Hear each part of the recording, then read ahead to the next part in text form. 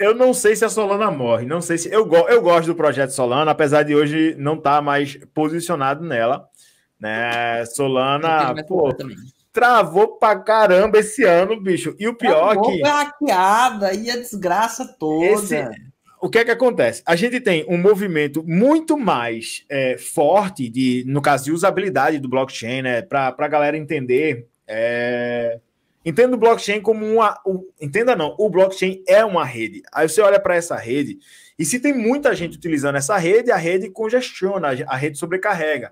Não sei se a galera lembra, mas se você fosse movimentar uma grana no Ethereum ano passado, eu lembro que eu fui movimentar, eu gosto desse case, era $150 que eu ia tirar da Binance para mandar para o OpenSea, via Ethereum. E quando eu fui olhar o preço da taxa, era $45. Eu digo, velho, Cara, eu vou movimentar $150 para pagar 45 de taxa.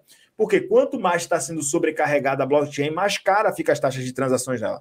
E a gente tinha uma Solana em 2021 sendo muito mais utilizada, muito mais sobrecarregada do que está sendo hoje, e hoje ela está sofrendo censura, né? A censura que ela sofre é uma censura de justamente desligar a blockchain, tipo, ela sobrecarrega. Uma coisa é o Ethereum, sobrecarrega pra caramba, mas só a única coisa que faz, tua transação que deveria consolidar assim, em 5 minutos, vai passar agora 10 minutos, um exemplo. Mas ela vai acontecer. A Solana não, a Solana desliga a blockchain. O que é isso? Como é que a blockchain desliga? Tipo... É a falta de descentralização também, né, galera? Exatamente. E aí o grande problema é porque ela acaba se provando estar extremamente centralizada e quem está ali com o poder da força dela não está conseguindo dar vazão ao número de dados que está precisando trafegar na rede. Isso é preocupante, né? E a gente recentemente também é um problema muito grande dessas redes que tem taxas de transação muito baratas, como a Solana. E altíssima. A galera trava a Solana, só pra vocês terem noção, Tron, a galera trava a Solana na zoeira. Na zoeira. O Sacker tá à toa, eles falam, eu vou sobrecarregar a Solana. Foda-se. Só pra travar ela. Por quê? Porque as taxas são muito baratas. Então, para ele soltar, por exemplo, um exploit e soltar milhares de transações ao mesmo tempo, é muito barato. Coisa que ele não pode fazer na Ethereum, por exemplo, porque a rede é cara. Então ele teria que gastar milhares e milhares de dólares para fazer isso. Não compensa, entendeu? E assim, eu acho que a galera não entende, né? Até explicar isso rapidamente. Como é o ataque hacker, né? Ou se fala ataque hacker ou se fala exploração.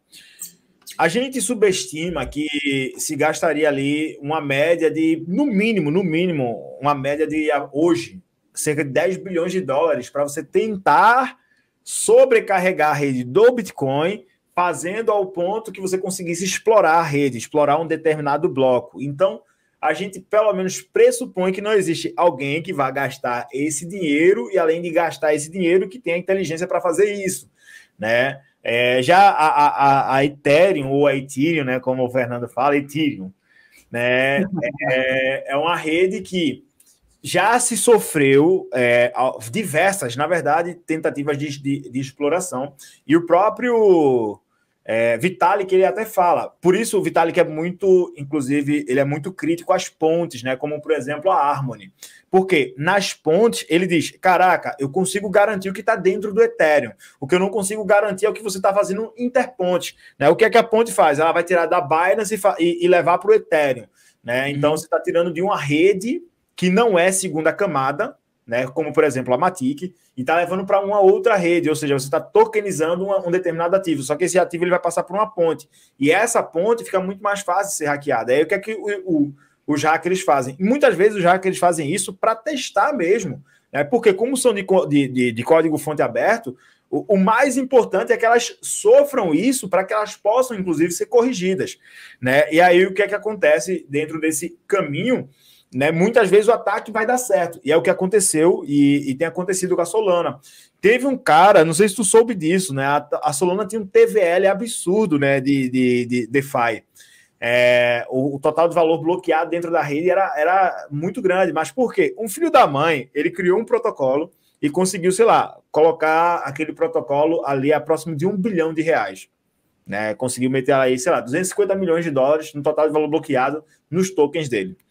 Ele criou um segundo protocolo que funcionava com a paridade, com usabilidade desse primeiro protocolo, como, por exemplo, você faz um stake em um determinado ativo, daquele staking você pega um sintético, como a gente consegue ali fazer, por exemplo, na Lido e leva para o Curve. Né? E no Sim. Curve você consegue fazer E aí ele criou 10 protocolos seguidos dentro da Solana. Só que a única coisa que ele fez foi replicar o valor da anterior. Então, em teoria, o TVL da Solana explodiu, achando-se que tinha muito dinheiro dentro da rede, só que, na verdade, esse dinheiro não existia, porque estava dentro somente de um protocolo e todos os outros protocolos seguiam a sequência, né, que conseguiria replicar. E aí ele fala, o cara que desenvolveu isso criou diversos pseudônimos diferentes, 11 pseudônimos, na verdade, que eram todos eles uma mesma pessoa, e aí ele disse, caraca, se eu conseguir fazer isso na Solana, e foi possível fazer isso se mostra um nível de insustentabilidade para o projeto muito alto. Né? E aí, quando a gente fala, por exemplo, de uma rede como a Matic, né, que, na minha opinião, deve ser aí muito melhor utilizar a Polygon do que muitas outras blockchains que prometem aí uma taxa ultra rápida de transação, como a Solana. A Solana ela vem para o mercado dizendo assim, gente, eu não sou a Ethereum, sou barata pra caramba, sou melhor do que a Binance porque não sou, abre aspas, centralizada, e agora eu consigo entregar uma velocidade de transação gigantesca. E aí, infelizmente, é um ativo que não ficou a risco, ficou à prova de censura, ou seja, ela não tem, de fato, escalabilidade. Né? Você consegue sobrecarregar muito fácil aquele determinado bloco, a blockchain trava. Então, a gente tem aí ativos como Matic, a Optimism, temos a Arbitrum, que vai lançar token também, acho que até março de 2023, ela deve lançar o token dela, né? Que são 3 redes, para mim, que essas 3 segundas camadas vão ser melhor do que provavelmente a grande maioria das blockchains que nós temos hoje dentro do mercado. Talvez até mesmo a ponto, não vou dizer que vão ser Ethereum killers, porque elas dependem da segurança do Ethereum, né? Mas que devem se consolidar dentro do mercado aí, valeria longo, para mim são 3 ativos que valem para longo prazo, né? Quando a Arbitrum lançar o token dela, né? Mas a Optimism, né? O OP e a Polygon, no caso a Matic, são ativos que para mim vale a pena você conjecturar aí para negócio de 6, 7 anos à frente, pelo menos, e para mim você está agora entrando em pontos baratíssimos, por quê? Eu acredito que, no mínimo, se não houver flipping do Ethereum para o Bitcoin, ou seja, o Ethereum passar o valor do mercado do Bitcoin, eu, pelo menos, especulo aí que o Ethereum deve facilmente superar $1 trilhão dentro do mercado. Só que boa parte desse, não vou dizer que desse dinheiro do Ethereum, mas com o crescimento do Ethereum, a demanda pelas segundas camadas vai ser muito maior. Por quê? Se o Ethereum está sendo muito utilizado, o Ethereum naturalmente vai voltar. Enquanto não tivermos as próximas atualizações, que deve demorar ainda um bom tempo, né? O Demerge não foi a última atualização do Ethereum, né? Temos aí o Depurge, o Desurge, que vão chegar também.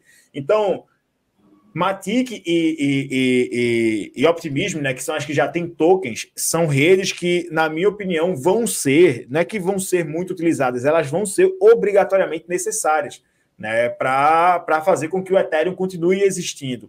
Né? Então, essas 2 segundas camadas aí, ou a Stark, que também está vindo para o mercado, ou a Arbitrum, são redes que a gente precisa ficar de olho aí, porque vale a pena conjecturar.